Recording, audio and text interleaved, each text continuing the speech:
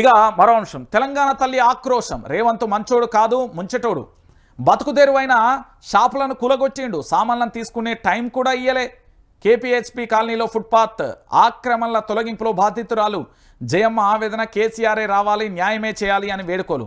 CM Revanth Reddy మంచోడు కాదు ముంచెటోడు, ఇప్పటికే సగం ముంచిండు. కేసీఆర్ సార్ రాకుంటే మొత్తం ముచ్చేస్తాడు.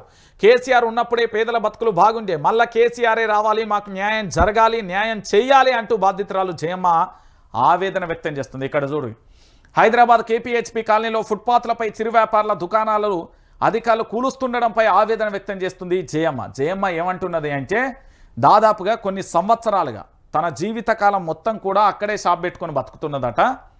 ఆ షాపును గూలగొడితే తెలుగులో మీకు ఎన్ని పచ్చిబూతులు ఉంటాయో తన నోట వచ్చినాయి. ఎందుకంటే తన తప్పు కాదు అది, తను మాట్లాడలే. నేను మళ్ళీ చెప్తున్నా, తనలో వచ్చిన ఒక ఆగ్రహం ఆవేశంతో తనలో ఊగిపోయిన బాధ వేదనతో కూడిన పదాలు అవన్నీ.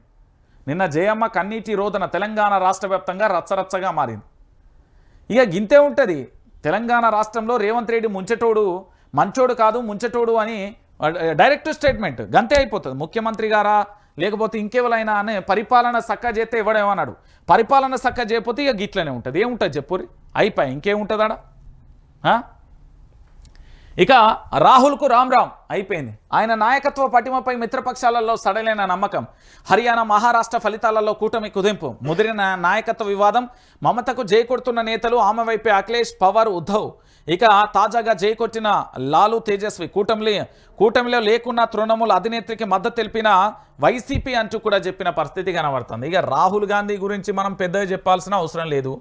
ప్రతిపక్ష కూటమిలో నాయకత్వ పోరు ముదురుతున్నది. ఇటీవల హర్యానా మహారాష్ట్ర ఎన్నికలలో దారుణ ఓటమితో కాంగ్రెస్ రాహుల్ గాంధీ నాయకత్వ పటిమపై కూటమి భాగస్వామి పార్టీలలో నమ్మకం సడలింది. రాహుల్ నాయకత్వంలో బీజేపీని ఎదుర్కోవడం కష్టమేనని, కాంగ్రెస్ నమ్ముకుంటే తాము మునగడం ఖాయమని ఆయా పార్టీల నేతలు ఆందోళన చెందుతున్నాయి. ప్రత్యామ్నాయంగా మమతా బెనర్జీ నాయకత్వానికి జయకొడుతున్నారు. ఇప్పటికే సమాజ్వాదీ పార్టీ, ఎన్సీపీ శరత్ పవార్, దాంతోపాటు శివసేన మమతకు మద్దతు తెలుపగా తాజాగా ఈ జాబితాలో ఆర్జేడీ కూడా చేరింది. తటస్థ పార్టీ అయిన వైసీపీ కూడా మమతకు మద్దతు తెలపడం గమనార్హం అంటూ కూడా చెప్పిన పరిస్థితి కానీ ఏముంటుంది, ఏం లేదు. నాయకత్వం అంటే ఉద్యమం పోరాటాల నుండి వచ్చిన వ్యక్తి ఏమైనా చేస్తారు. ఇప్పుడు మనోడు ఇగో ఈయన నమ్ముకొని మా తెలంగాణ కాంగ్రెస్ ఉన్నారు, ఇగో ఈయన దగ్గర పోతారు, ఈయన దగ్గర పోయి ఇంకేం చేయాలని చెప్తారు. ఇప్పటికే 28 సార్లు గాలి మోటార్ల చక్కర్లు పెట్టి ఈయన దగ్గర పోయింది. ఆయనకు నాయకత్వం సక్క అత్తలేదని పక్కవరని ఆయన అని జాతీయ స్థాయి పార్టీలు పక్కజరగా అంటున్నారు.